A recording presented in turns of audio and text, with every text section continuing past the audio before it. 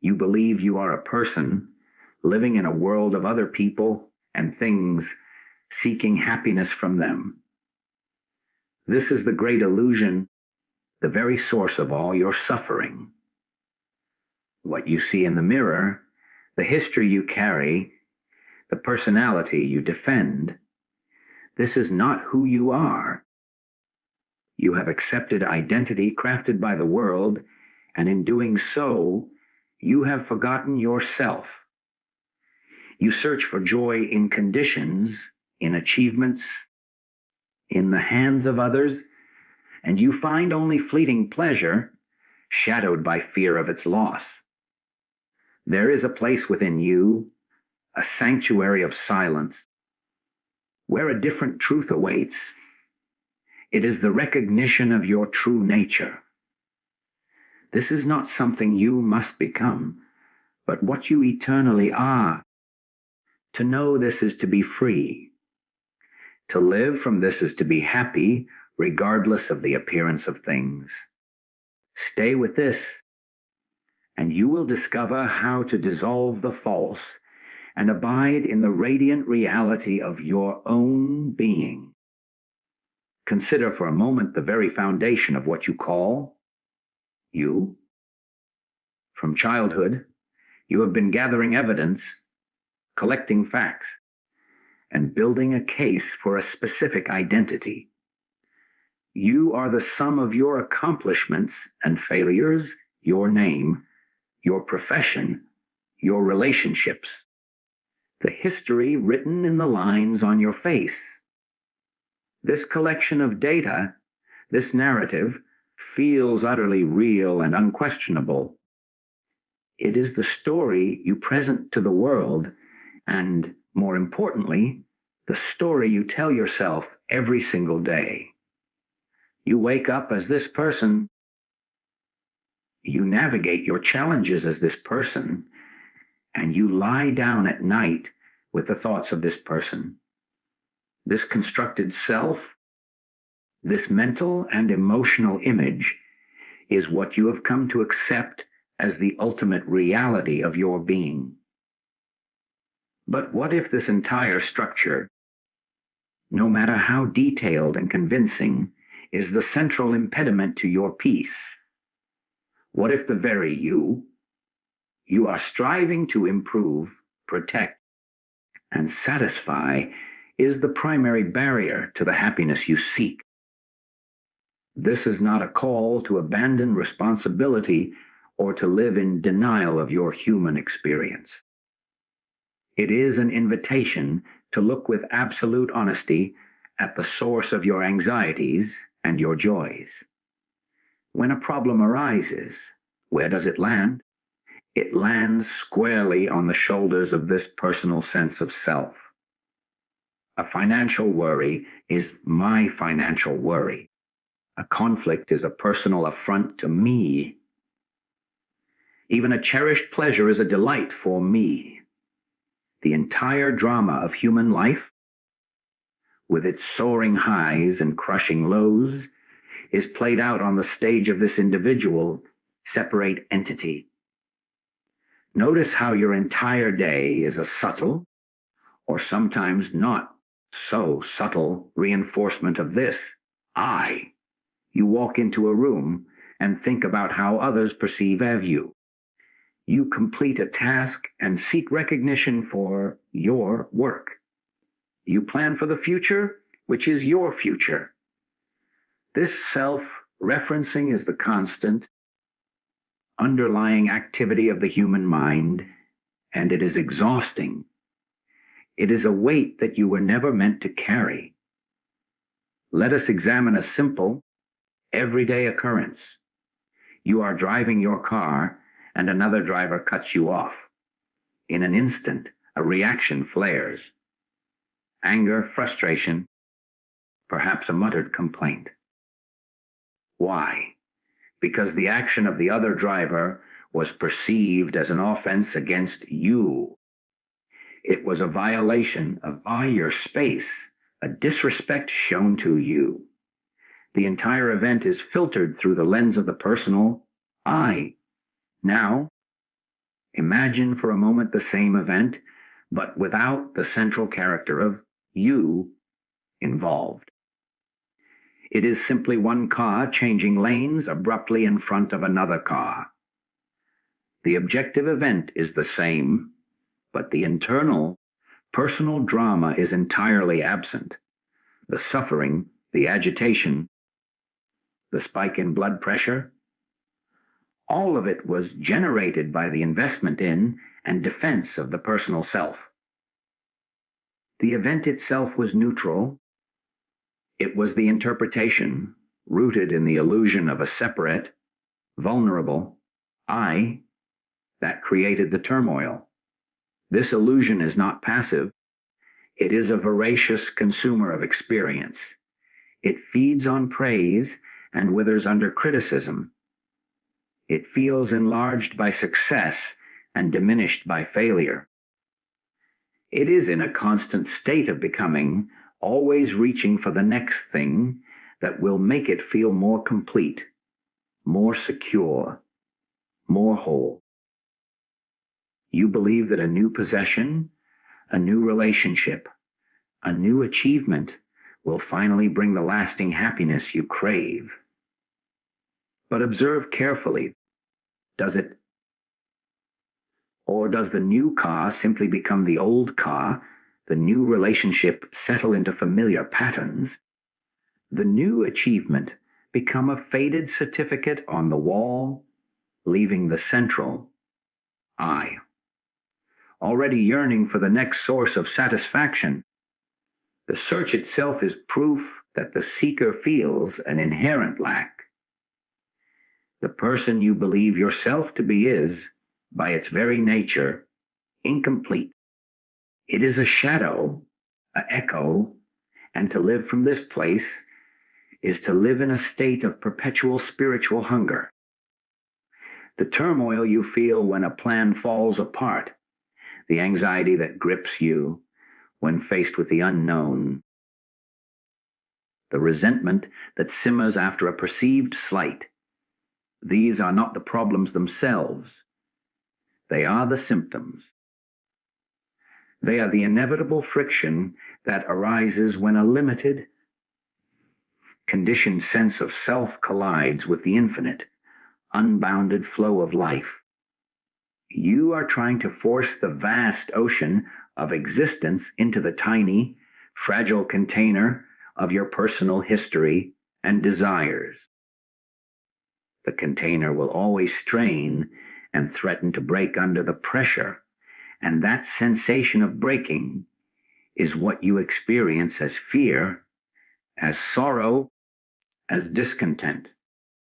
The world reflects back to you the chaos of this internal division. You see separation, conflict, and scarcity because you are looking out from a consciousness that is itself defined by separation, conflict, and lack. The world does not need to be fixed. The one who sees the world as broken needs to be seen for what it is. This seeing is the beginning of freedom. This recognition that the personal I is a transient, conditioned phenomenon and not the master of the house, is the first and most critical step out of the dream of suffering. It is the moment you stop trying to rearrange the furniture in a burning building and instead turn to face the source of the fire itself. This relentless activity of the personal self, this I, that feels so solid, is fundamentally a seeker. It is born from a sense of lack and is therefore perpetually in motion, reaching outward, convinced that the next experience, the next possession, the next relationship will finally provide the wholeness and happiness it craves. This is the great and futile quest that defines so much of human life. We are like a man dying of thirst in the middle of the ocean, convinced that if he can only find the one perfect cup, he will be saved all the while ignoring the boundless water in which he is immersed. We search for drops when we are swimming in an ocean of being. Look at the structure of your own desires. You see a new object, perhaps a finer car or a more elegant piece of technology. The mind immediately constructs a narrative. If I have that, then I will feel a sense of accomplishment. Then I will be respected. Then I will be happy. The object itself is neutral. It is the expectation projected upon it that carries the charge. You acquire the object, and for a fleeting moment, there is a sensation of satisfaction. But observe what happens next. Very quickly, the new car becomes simply your car. The thrill fades. The mind, having consumed this experience, grows restless again. Its very nature is to seek, not to find, for in a true and lasting finding, the seeker would cease to exist. So it must immediately identify a new lack, a new object of desire, and the cycle begins again. This is not living. It is the perpetual postponement of life, always betting your happiness on a future that never arrives. This outward seeking extends far beyond material possessions into the most intimate realms of our existence. Consider the profound human longing for love and connection. How often do we approach another person with a silent, unspoken demand? Complete me. Make me feel whole. Heal my loneliness. Be the source of my joy. We place an impossible burden upon our partners, our families, our friends. We are asking a fellow human being who is themselves a limited, conditioned consciousness to perform a divine function, to bestow upon us the peace that can only be found within our own true nature. Is it any wonder that relationships so often become fields of conflict and disappointment? The problem is not a lack of love, but the fact that we are seeking love from a source that cannot ultimately provide it in the way the personal self demands. We are asking for the ocean from a single, finite cup. This same dynamic plays out in our pursuit of status, titles, and achievements. You work tirelessly for a promotion, believing that the new title will finally confirm your worth. You receive it, and for a time, there is a feeling of validation. But soon, the new title simply becomes who you are, and the gaze lifts to the next rung on the ladder, or worse. The fear of losing the position you've gained sets in. The happiness derived from external validation is inherently fragile because it is dependent on something outside of your control. It is contingent upon the opinions of others, the stability of an economy, the shifting sands of cultural favor. To build your sense of self on such a foundation is to build your house on the beach at low tide. The waves of change will inevitably come, and the entire structure is threatened. Even our spiritual seeking can fall into this same trap. We chase after new teachings, travel to distant retreats, and accumulate spiritual experiences, subtly believing that the next teacher, the next meditation technique, the next peak experience will be the one that finally delivers us. This is perhaps the most subtle and insidious form of the search, for it wears the mask of holiness while still being driven by the same egoic engine of lack and desire. The mind cleverly opts the spiritual journey turning it into just another project for self-improvement, another future-oriented quest. But truth is not an experience that comes and goes. It is not a trophy to be won. It is the ever-present ground of your being prior to all seeking. To seek it is to assume it is absent, and that very assumption is what veils it from your sight. The frantic effort to grasp the light only creates the shadows. The peace you are looking for in the next moment, in the next accomplishment, in the next relationship, is the very substance of the consciousness that is looking. It is the seeker itself, misunderstood, when the exhausting pursuit for fulfillment in the outer world finally reveals its inherent emptiness, a profound weariness sets in. The seeker, having chased one mirage after another, begins to suspect that the answer does not lie in the next acquisition or achievement. This is not a moment of defeat, but the dawning of a profound and necessary intelligence. It is the turning point where attention, having traveled outward for a lifetime, begins its journey home. This is not a journey of distance, but of depth.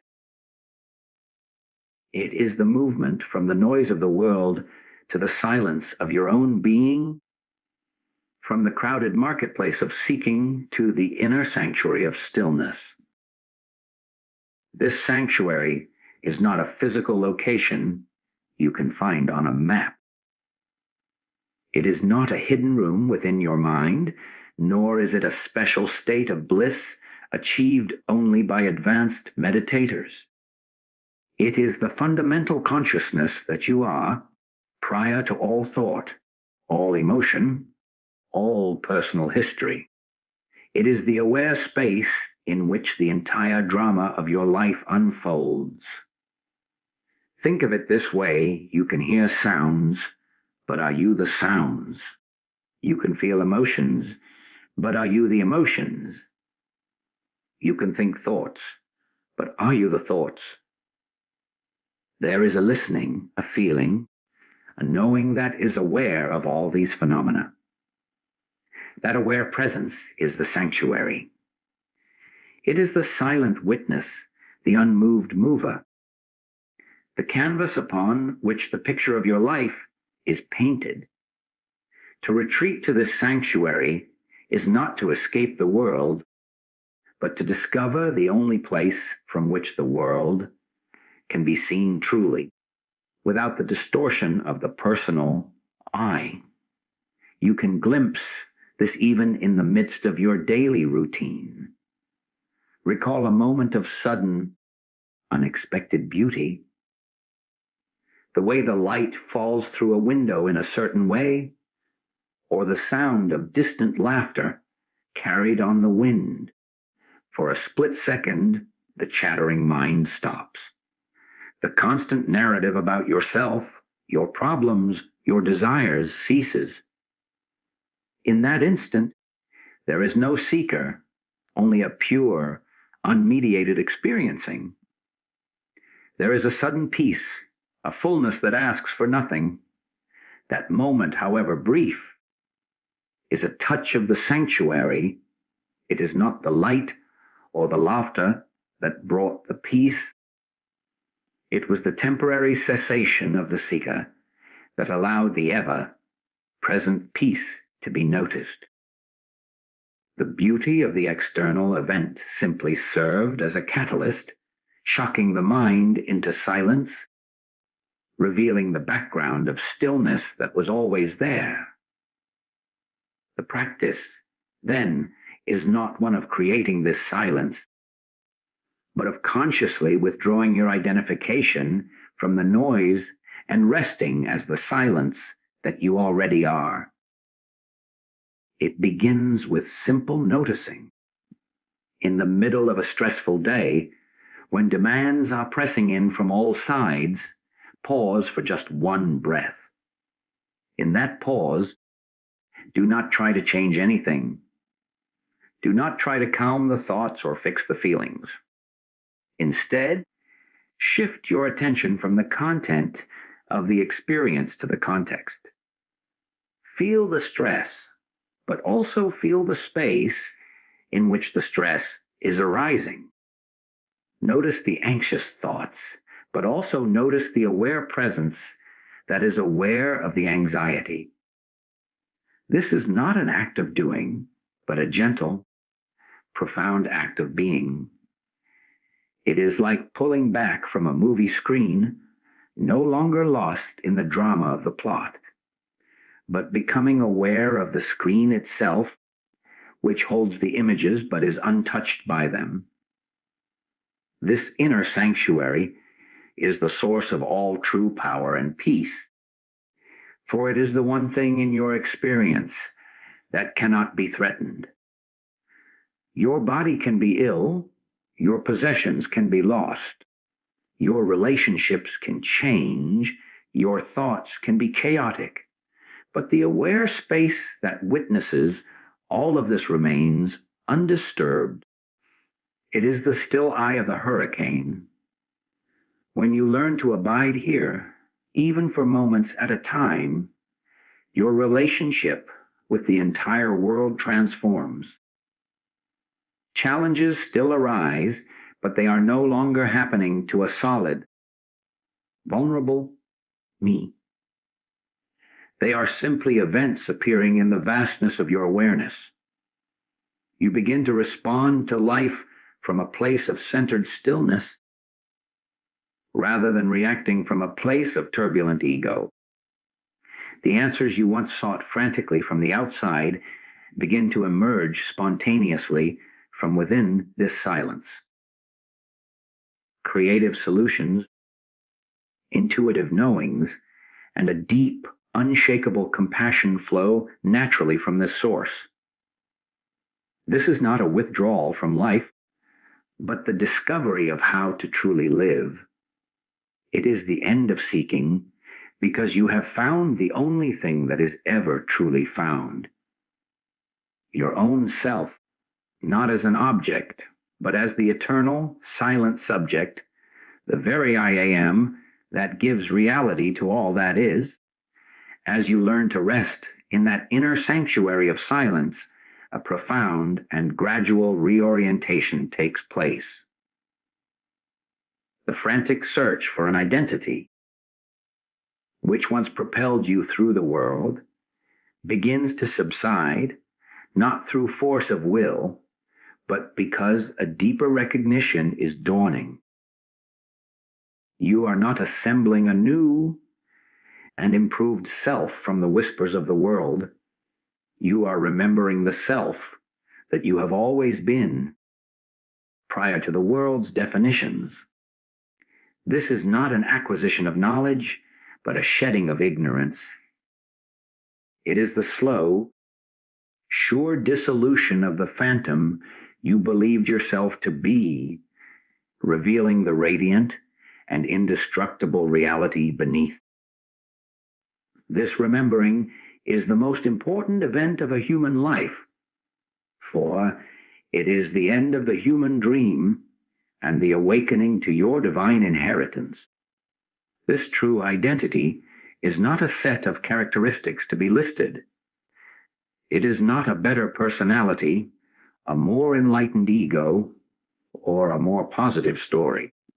It is the very substance of consciousness itself, the I am, that animates the body and mind without being limited by them.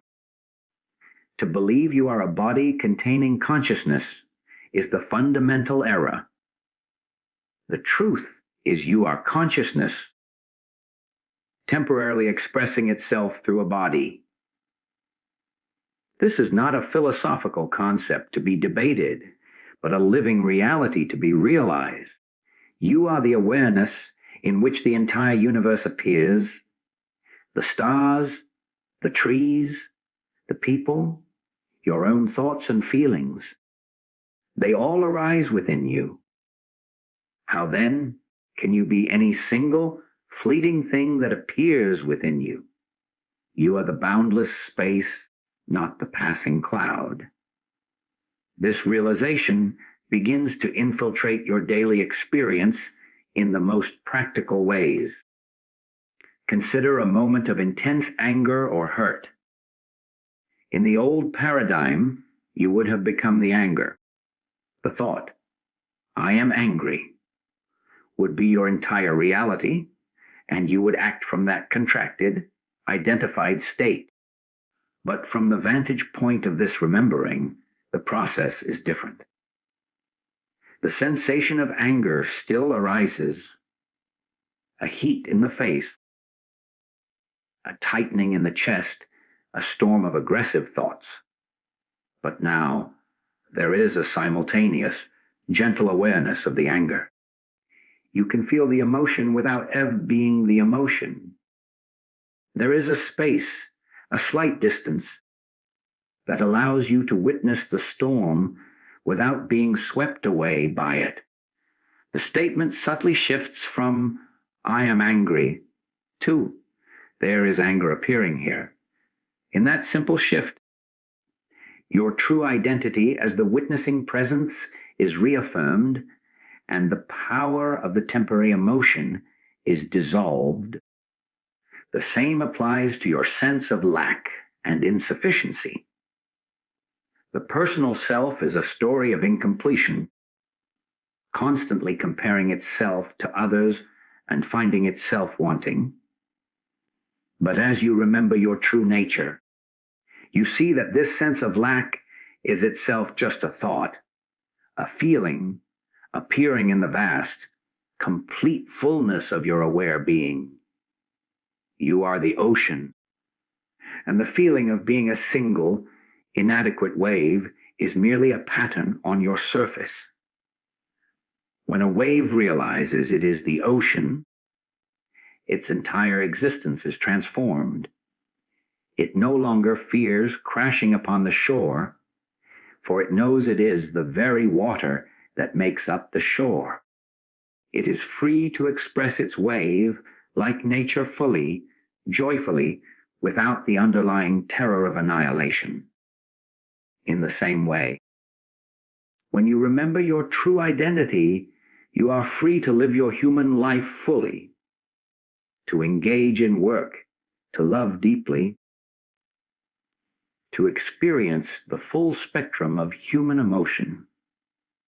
But you do so from an unshakable foundation that cannot be threatened by any of it.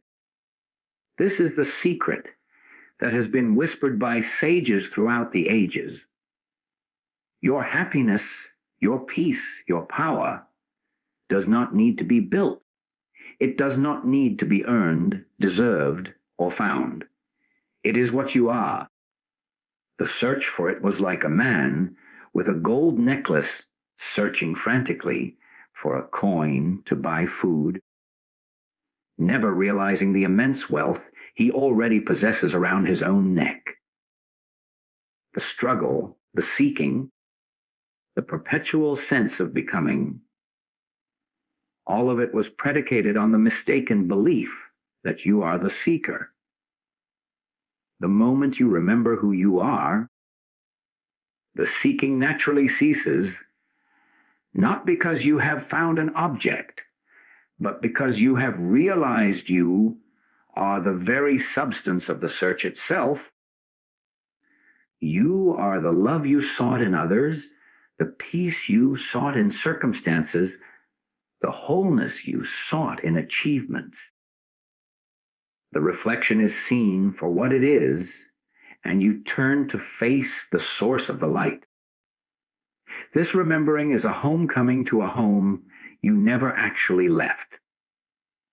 It is the recognition that the kingdom of heaven, the promised land, the state of grace is not a location in time or space, but the fundamental nature of your own aware presence here and now. This remembrance of your true identity is not an abstract revelation that leaves you detached from the world. On the contrary, It is the very activation of a happiness that is not dependent on the world. This is not the fleeting excitement or pleasure the personal self chases, which is always shadowed by the fear of its loss.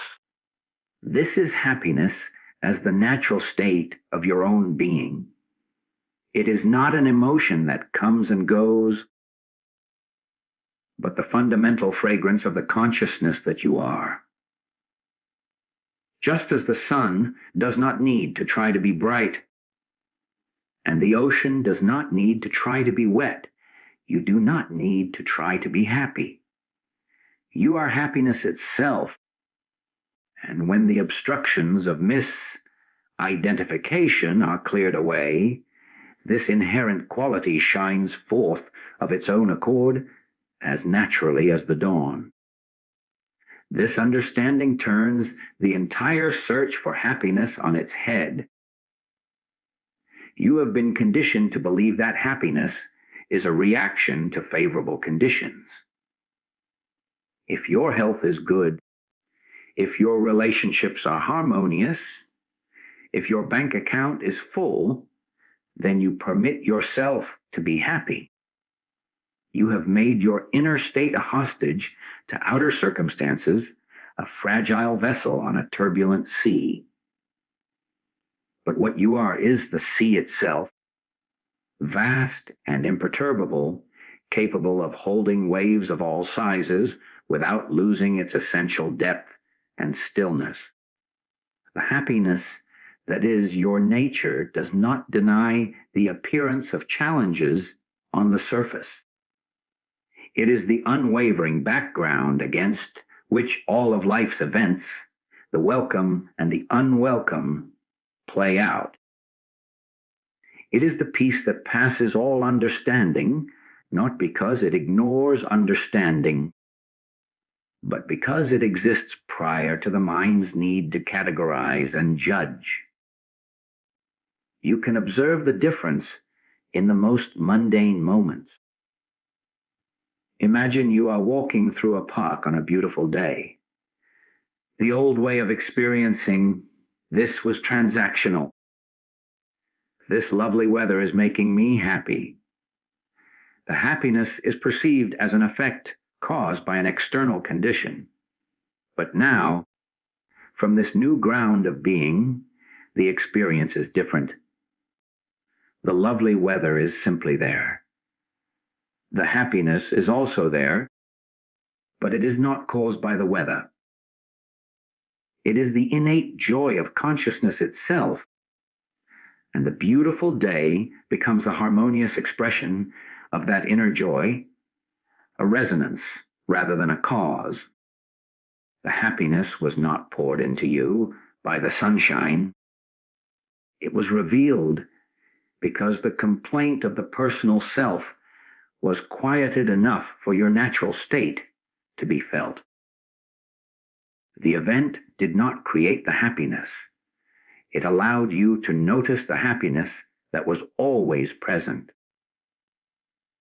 This is the secret to navigating life's inevitable difficulties with a grace that seems superhuman to those still identified with the personal self. When a wave of grief, fear, or anger arises, it is no longer a signal that happiness has been lost. It is simply a weather pattern moving through the vast sky of your awareness. You can feel the grief fully, with a profound and tender humanity, without for one moment believing that you are the grief. The pain is acknowledged, but it does not define you.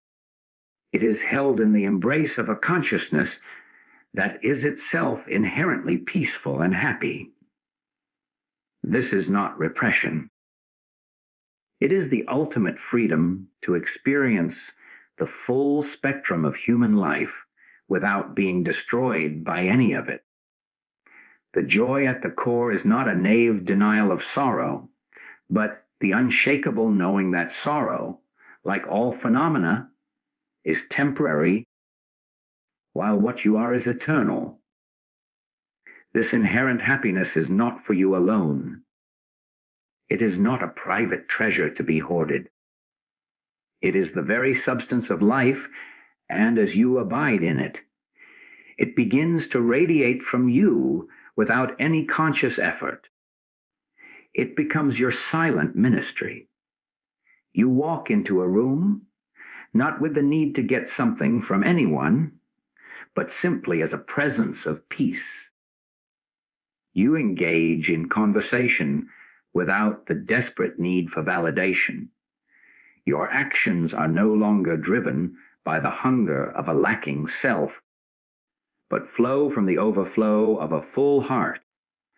This is how you truly serve the world, not by trying to fix all the broken people and situations out there from a position of your own perceived brokenness, but by being so established in the truth of your wholeness that you become a living reminder of the wholeness in others. Your very presence becomes an invitation, a silent question posed to every soul you meet. What if you too are not the seeker, but the happiness you seek? What if you stopped looking for the light and simply acknowledge that you are the light in which all looking happens? This radiant happiness, this peace that is your very essence, is not a state to be visited only in moments of quiet contemplation. It is meant to be the very ground from which you live, the fundamental principle that animates your every action, word, and thought. To live from the principle within is to allow this realized truth to express itself as your life. It is the final and most glorious stage of this entire unfoldment, where the inner knowing ceases to be a separate insight and becomes the seamless, spontaneous functioning of your entire being. You are no longer a person trying to be spiritual. You are spirit effortlessly expressing itself as a person. The wave has fully realized it is the ocean, and now it moves with the ocean's power and grace, no longer as a separate entity struggling against the current. This is not about adopting a new set of rules or behaviors. It is not about being perpetually serene or never feeling negative emotions. It is about the source of your action shifting from the reactive, calculating personal self to the responsive, intuitive flow of the one life. Imagine a potter at the wheel.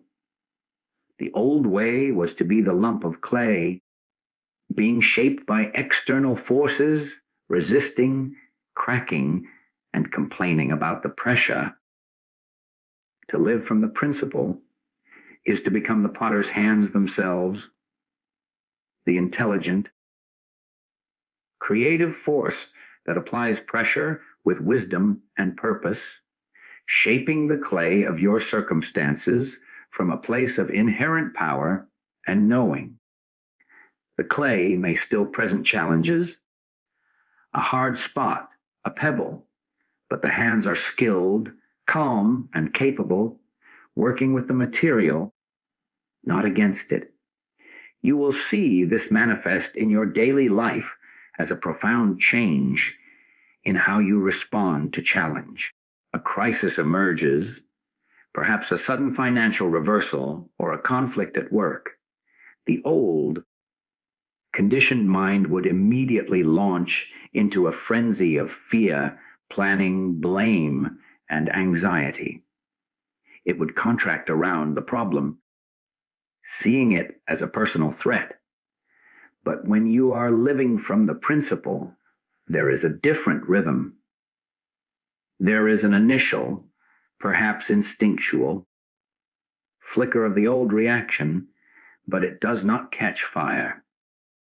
Instead, there is a return to the inner stillness, a conscious abiding as the witnessing presence.